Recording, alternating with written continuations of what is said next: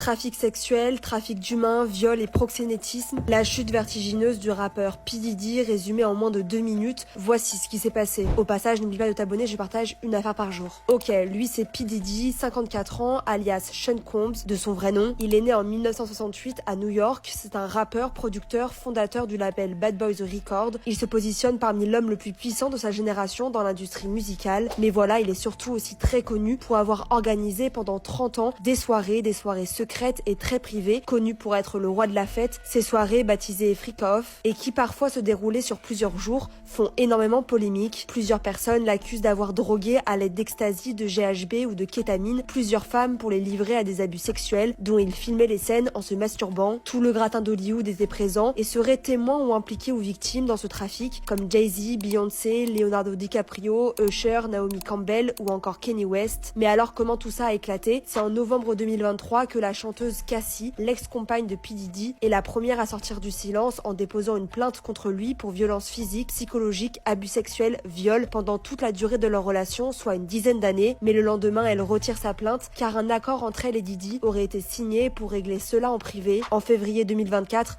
un premier homme sort du silence, c'est Lil Rod, un producteur et rappeur, qui porte plainte contre Diddy et confie au FBI qu'il a des preuves audio et vidéo très compromettantes concernant un trafic de drogue, un trafic sexuel et un trafic d'êtres humains. De là, plusieurs perquisitions dans ses propriétés à Miami, Los Angeles et New York ont été ordonnées. Les enquêteurs ont retrouvé 1000 bouteilles d'huile pour bébés et une centaine de jouets pour adultes. Le 16 septembre à New York, P. Diddy est donc interpellé et mis en examen pour agression sexuelle, trafic d'humains, trafic de drogue et chantage. Mais au-delà de la justice, d'autres rappeurs sortent du silence, comme 50 Cent, qui l'accuse d'avoir joué un rôle dans la mort de Tupac. J. Cole, de son côté, dans sa chanson She Knows, l'accuse d'avoir aussi eu un rôle dans la mort de Aaliyah, de Left Eyes ou de Michael Jackson. Aujourd'hui, plusieurs vérités refont surface. Des artistes comme Katy Perry ou Justin Bieber avaient à l'époque dévoilé ce qu'il se passait dans ces soirées à travers leurs clips ou leurs textes. De son côté, P. Diddy a fait une première demande de remise en liberté avec une proposition de 50 millions de dollars, mais le juge a refusé. Il reste donc en prison dans l'attente de son procès où il risque la prison à vie.